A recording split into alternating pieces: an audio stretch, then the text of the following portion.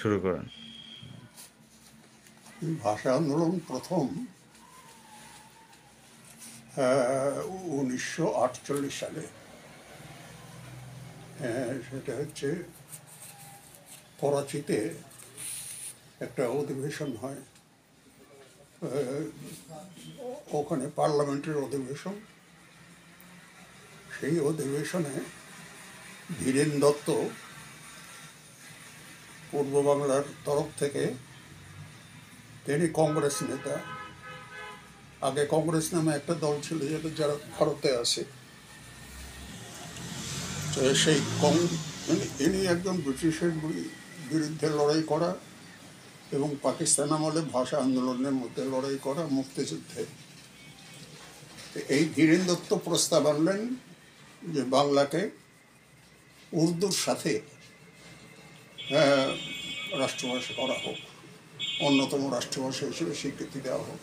তা মানল না। তখন উনি ফেরত চলে আসলেন। ঢাকাতে আসার পরে উনি একটা বিশাল সম্বর্ধনা পাইলেন ঢাকা বিশ্ববিদ্যালয়ের ছাত্ররা।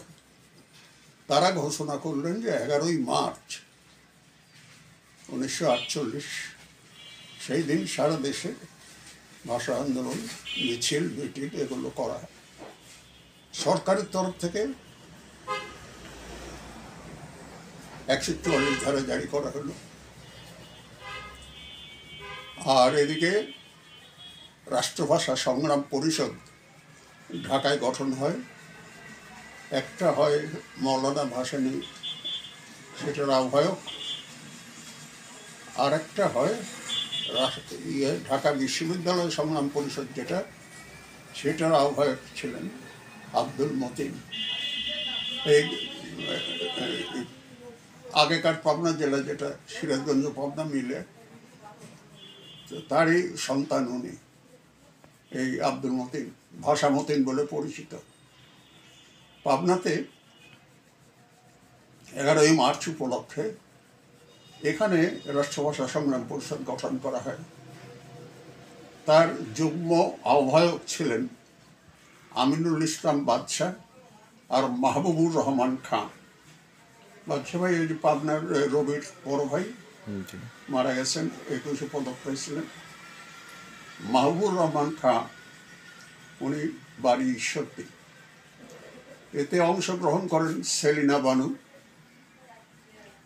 প্রসাদ রায়, আমজাদ হোসেন, রসনজান চৌধুরী, আব্দুর রব বগামিয়া, আমি, আরও অনেকে, নাম মনে নেই। কিন্তু আমি তখন সংগঠক না, ওই মিছিলে যোগ দিয়েছি।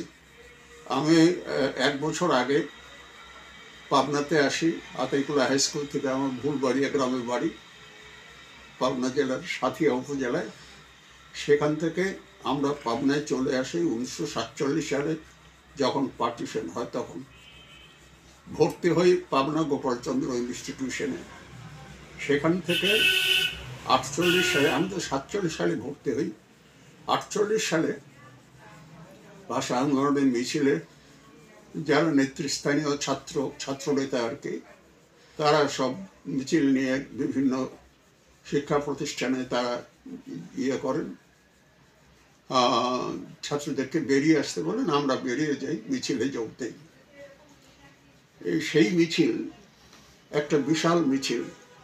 ছাত্ররাই শুধু অংশগ্রহণ করে নাই, বাইরের মানুষও অংশগ্রহণ করেছে। একটা জিনিস খেয়াল করার, যে 14ই আগস্টে পাকিস্তান হলো, তাহলে আর সেপ্টেম্বর, অক্টোবর, নভেম্বর, ডিসেম্বর, জানুয়ারি, ফেব্রুয়ারি, মার্চ, 7 মাসের মধ্যেই, পাকিস্তান হওয়ার 7 মাসের মধ্যেই ভাষা আন্দোলন শুরু হয়।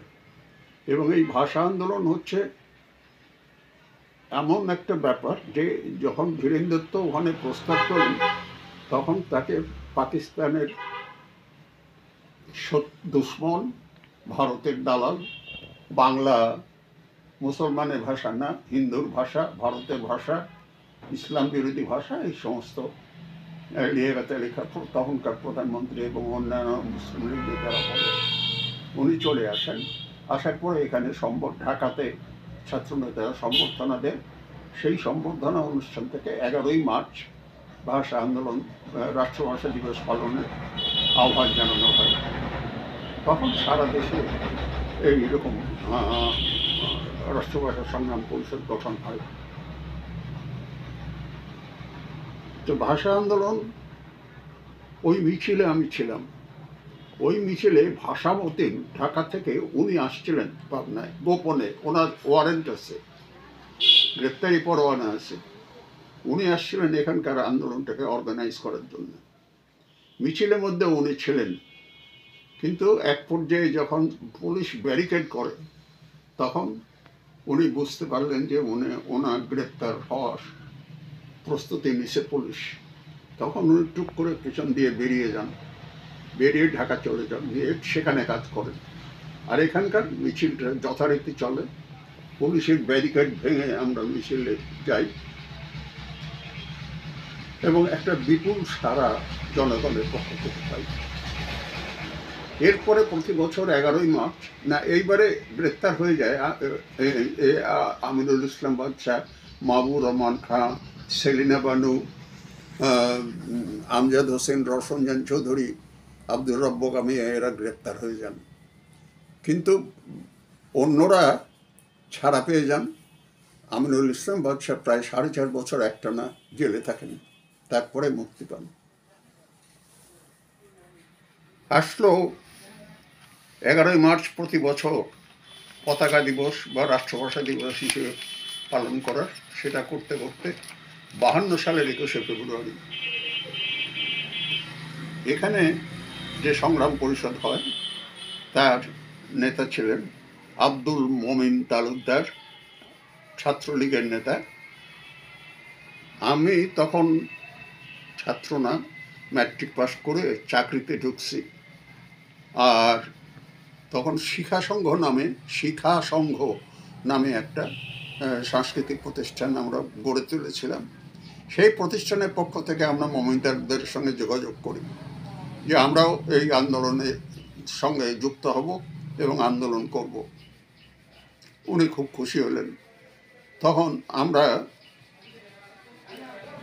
সকলে মিলে অর্গানাইজ করলাম, বিশাল ব্যাপার।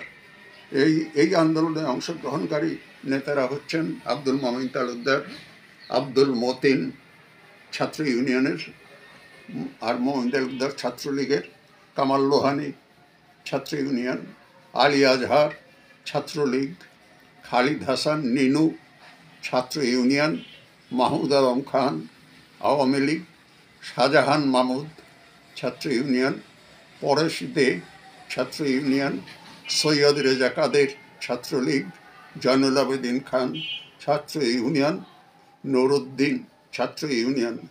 এছাড়া সুজানগরের আব্দুল সত্তার স্কুলের ছাত্র, ওই মিছিল করে যেতে গুলি করে, যার নামে এডওয়ার্ড কলেজে আব্দুল সত্তার মিলনায়তন হয়েছে। এখন আমার কথা হচ্ছে যে 52 সেই যখন ঢাকায় গুলি চলল, সে খবর তো সরকারিভাবে রেডিওতে দেওয়া হয়নি, তখন টেলিভিশনও বের হয়নি। তা আমরা খবর শুনবো কোথায়? গুজব আকারে যে গুলি হয়েছে, শত শত লোক মারা গেছে, এইসব গুজব আসতে থাকলো। তখন গুজব আসাও তো সাংঘাতিক ব্যাপার। তখন তো মোবাইল ফোন হয়নি, তখন ঢাকা পাবনা যাতায়াত নাই যে হ্যাঁ তৎক্ষণাৎ লোক চলে আসলো, তাও সম্ভব ছিল না। যমুনা সেতুও হয় নাই, এদিকেও কিছু হয় নাই। হ্যাঁ, কিন্তু বাতাসে খবর আসে। তখন আমরা সন্ধ্যাবেলা ওই আকাশবাণীর খবর শুনলাম, সেখানে বলার পরে আমরা তৎক্ষণাৎ আমরা সমস্ত ছাত্রনেতা যারা ছিলাম তারা 3-4টা গ্রুপে বিভক্ত হয়ে চোঙা নিয়ে, তোমার টিনের চোঙা, এই তখন মাইক না, এতেই প্রচার করা হতো। এতে আমরা প্রচার করলাম, পুলিশ 44 ধারা জারি করলো, পুলিশ তাড়া করে। আমরা এক কর্নারে বললাম, এক ইয়েতে মোড়ে দাঁড়ায় বলে ওখান থেকে দৌড়ায় আবার আরেক মোড়ে গিয়ে বললাম। এইভাবে লুকোচুরি করে প্রচার করলাম যে কালকে ঢাকায় গুলি চালানোর প্রতিবাদে ভাষা আন্দোলনের সমর্থনে হরতাল এবং মিছিল। পরের দিন দেখেছি সমস্ত দোকানপাট বন্ধ এবং আমাদের কলেজ মাঠে অনেক লোক জমা হয়েছে, ছাত্ররা জমা হয়েছে, বিশাল মিছিল করা হলো। এই যে একটা গণজাগরণ, এখানে উল্লেখ করা দরকার যে কেন ভাষা আন্দোলন আমাদের দরকার হয়ে পড়ছিল। সেটা সংক্ষেপে বলতে গেলে যে একদিকে যেমন রাষ্ট্রভাষা হিসেবে বাংলার স্বীকৃতি না হলে বাঙালি লেখাপড়া শিখতে পারতো না, তারা ব্যবসা বাণিজ্য করতে পারতো না, তারা ইঞ্জিনিয়ার হতে পারতো না, তারা কলেজে স্কুলে শিক্ষক বিশ্ববিদ্যালয়ে এগুলো করতে পারতো না। এই অশিক্ষিত রেখে বাঙালিকে শোষণ করার জন্যে তারা বাংলা ভাষার বিরোধিতা করছে। এখন আমরা তারা রবীন্দ্রনাথ, নজরুল ইত্যাদি এদেরকে মানে অবাঞ্ছিত ঘোষণা করছে। আমরা সেইগুলোকে আঁকড়ে ধরলাম। আমরা রবীন্দ্রনাথ, নজরুল, তার কবিতা আবৃত্তি, তার গান ইত্যাদি এগুলো শুরু করলাম। তারপরে হচ্ছে যে আমরা সেটা শুরু করার পরে তখন নাটক, বাংলা নাটকে মেয়েদের ভূমিকায় মেয়েরা, এটা পাকিস্তানে প্রথম ওই যুগে অসম্ভব ব্যাপার ছিল, ধর্মের নাম করে তারা ইয়ে করতো। তো সেইটা এখন তারা নারী শিক্ষার বিরুদ্ধে ছিল, অর্থাৎ মেয়েরা ঘরে থাকবে, সন্তান জন্মাবে, তাদের দেখাশোনা করবে, এই মেয়েদের কাজ। আমরা সেটার বিরুদ্ধে, যে মেয়েরা নিজের পায়ে দাঁড়াবে, লেখাপড়া শিখবে, চাকরি বাকরি করবে, ব্যবসা বাণিজ্য করবে, সব করবে, পুরুষের সমান অধিকার পাবে, এটার একটা আন্দোলন। এখন ভাষা আন্দোলনের পর যেটা হলো সেটা হচ্ছে, যেমন ওই যে মেয়েদের আলপনা দেয়, দেখছো আলপনা, এই এই শহীদ মিনারের চারপাশে মেয়েরা 21শে ফেব্রুয়ারিতে দেয়। আচ্ছা, এছাড়াও দেয় বিভিন্ন বিয়ের অনুষ্ঠানে দেয়। এগুলো কিন্তু তখন কল্পনা করা যেত না, এগুলো সব নিষিদ্ধ, হিন্দু কালচার, হিন্দু সংস্কৃতি বলে এগুলোকে কিন্তু আসলে এগুলো বাঙালি কালচার, বাঙালি হিন্দু মুসলমানদের সম্মিলিত কালচার, সম্মিলিত সংস্কৃতি। এখন এইগুলো আমরা পুনরুদ্ধার করলাম, ভাষা আন্দোলনের মাধ্যমে পুনরুদ্ধার হলো। দোকানে, সে ওষুধের দোকান, নানা রকমের যে দোকান আছে, এইসব দোকানের যে সাইনবোর্ডগুলো ছিল, তখন পাকিস্তান হওয়ার সাথে সাথে সেগুলো আরবি আর ইংরেজিতে ওইগুলো করা হয়েছিল। আমরা 52 ভাষা আন্দোলনের পরে আমরা মাইকিং করে আমরা বলব, ইয়েতে কী বলে, চোগায় প্রচার করে যে এই আপনারা এতদিনের মধ্যে বাংলায়, শুধুমাত্র বাংলায় যদি সাইনবোর্ড না করেন, তাহলে পরে আপনাদের এগুলো আমরা এসে ভেঙে দেব। ঠিক 1 সপ্তাহের মধ্যে সমস্ত বাংলায় সাইনবোর্ড হলো। দেখো খবরের কাগজগুলো, তুমি কালের কণ্ঠের কথা বলছো, এটা তো খুব একটা বেশি দিন আগের কথা না। সবচেয়ে পুরনো কাগজ হলো সংবাদ, যেটা মুসলিম লীগ বের করছিল। তারপরে বেরোলো ইত্তেফাক, পয়গাম ইত্যাদি, এই সমস্ত, সেগুলো সব বন্ধ হয়ে গেল। বাংলা নামে বাংলা নামে পত্রিকা, যেমন কালের কণ্ঠ, জনকণ্ঠ, তোমার সমকাল, প্রথম আলো ইত্যাদি, ভোরের কাগজ, এরকম ইত্যাদি নানা কাগজ, যায় দিন, এইসব পত্রিকাগুলো হয়েছে। তাহলে একটা বিশাল পরিবর্তন সাধন হলো, বিশাল পরিবর্তন মানুষের। আমরা বললাম যে এককেন্দ্রিক শিক্ষা ব্যবস্থা হইতে হবে। এককেন্দ্রিক শিক্ষা ব্যবস্থা মানে শুধুমাত্র বাংলায় স্কুল, কলেজ, বিশ্ববিদ্যালয়ে পড়ানো হবে, ইংরেজি না বা অন্য কোনো ভাষা না। সেইটা বঙ্গবন্ধুর সরকার এটা মেনে নিয়েছিলেন, তিনিও এটারই পক্ষে ছিলেন। কিন্তু পরবর্তীকালে দেখা গেল জিয়া এরশাদের পর তারা এসে এগুলো সব পাল্টে দিল। তারা জামাতকে বৈধ করলো, রাষ্ট্রধর্ম ইসলাম এটা বলল। এগুলো সাম্প্রদায়িক ব্যাপার। এই সাম্প্রদায়িক জিনিসগুলো আমরা বিরুদ্ধে ছিলাম। ভাষা আন্দোলন তার বিরুদ্ধে ছিল। এবং 52 যে সংবিধান হয় মুক্তিযুদ্ধের পরে, তাতেও এই কথাগুলো লেখা ছিল।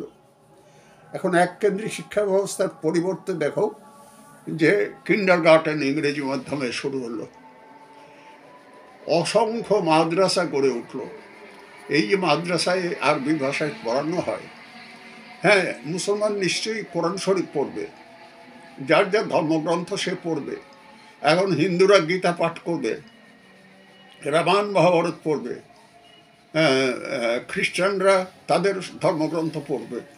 কিন্তু তার জন্যে কী ব্যবস্থা? সেই ব্যবস্থাটা তারা যার যার ব্যাপার তার বাড়িতে টিউটার দিয়ে পড়াবে সব ছেলে মেয়েদেরকে। ওই মাদ্রাসায় অসুবিধা হলো, একদিকে তারা বাংলায় পড়ায় না, তারা আরবি।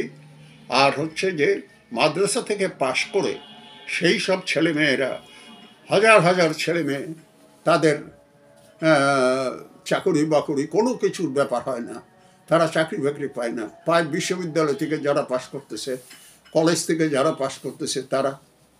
তো এই যে একটা পরিস্থিতি, তার জন্যই আমাদের দাবি ছিল যে এককেন্দ্রিক, শুধুমাত্র বাংলায় মাতৃভাষায় শিক্ষা, সেই জিনিসটা আজকে আর নাই, আমরা হারাইছি।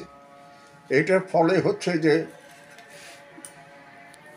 ফলে হলো যে ভাষা আন্দোলনের যে বিজয়, সে বিজয় আজকে অনেকটা বিবর্ণ, অনেকটা ম্লান হয়ে গেছে। যে সেখান থেকে আজকে আমি নতুন প্রজন্ম যারা আমাদের, তাদেরকে আহ্বান জানাই যে ওই 52 ভাষা আন্দোলন, 48 ভাষা আন্দোলনের যে স্পিরিট, তার যে মর্মার্থ, তার যে আবেদন, তার যে আদর্শ, তার যে নীতি, সেই নীতিতে বাংলাদেশকে ফিরিয়ে আনার জন্যে তারা তৎপর হোক। আমাদের যুব সমাজ বিশাল ব্যাপার করেছে অতীতে, তারাই ভাষা আন্দোলন করেছে, তারাই অন্যান্য আন্দোলন করেছে, তারাই মুক্তিযুদ্ধ করেছে। আজকের যুব সমাজ যে বিপথে গেল, এই যুব সমাজ হাতে অস্ত্র, নারী সংক্রান্ত ব্যাপার, তার সাথে বহু রকমের টেন্ডার বাণিজ্য। একটা ছাত্রলীগের নেতা টেন্ডার বাণিজ্য করে, ভর্তি বাণিজ্য করে।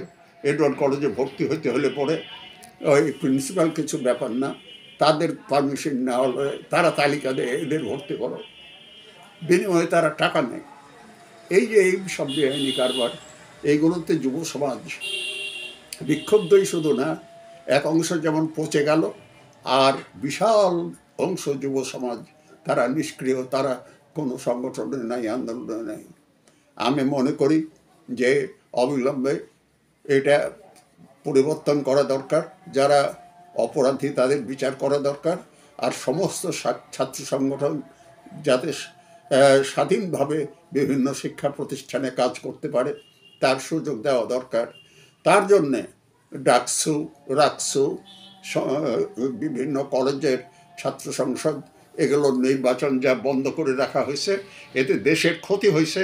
যুব নেতৃত্ব গড়ে উঠতে পারতেছে না এবং তারা বিপথে যাওয়ার। যদি আজকে সংসদ থাকতো, তাহলে হয়তো একটা যারা ক্ষমতায় গেল তারা নির্বাচিত হয়ে গেল, বিরুদ্ধে যারা থাকলো তারা তাদের অপকর্মের নিন্দা করবে। আজকে তা করা সম্ভব হয় না। কাজে গণতান্ত্রিক বিধি ব্যবস্থা যদি দেশে বজায় রাখতে হয়, তাহলে ছাত্রদেরকে সংসদ, এগুলো সকল পর্যায়ে এটা চালু করতে হবে, নির্বাচন। এই কথা বলে আমি আর একটা কথা বলে শেষ করব। সেটা হচ্ছে মুক্তিযোদ্ধাদের তালিকা করছে সরকার, গেজেট করছে, খুব ভালো কাজ। কিন্তু ইয়েদের জন্য, ওটাকে কি বলে, ভাষা সৈনিকদের, তাদের কোনো তালিকা নাই, তাদের কোনো তালিকা নাই। সরকারের উচিত অবিলম্বে সারা দেশে, জেলায়, উপজেলায়, ঢাকায়, বিভিন্ন মহানগরে ভাষা আন্দোলন যারা করেছে তাদের একটা তালিকা তৈরি করা এবং সেটা গেজেট আকারে প্রকাশ করা। বহু ভাষা সৈনিক তারা অর্ধাহারে, তারা মৃত্যুর দুয়ারে পৌঁছে গেছে। বয়স তো তাদের তো চাকরি করার বয়স নাই। পাকিস্তান আমলে তাদের চাকরি হয়নি, বাংলাদেশ যখন হলো তখন তাদের চাকরির বয়স চলে গেছে। তাহলে এই যে সংকটটা তাদের জীবনে নেমে আসলো, এটার জন্য ব্যবস্থা হওয়া দরকার। তাদের যে সন্তান সন্ততি, তাদের পরিবার পরিজন, তাদের বাঁচানো আজকে রাষ্ট্রের দায়িত্ব। এই কথা বলে আমি কালে কণ্ঠকে ধন্যবাদ জানিয়ে, তোমাকে ধন্যবাদ জানিয়ে আমার কথা শেষ করছি।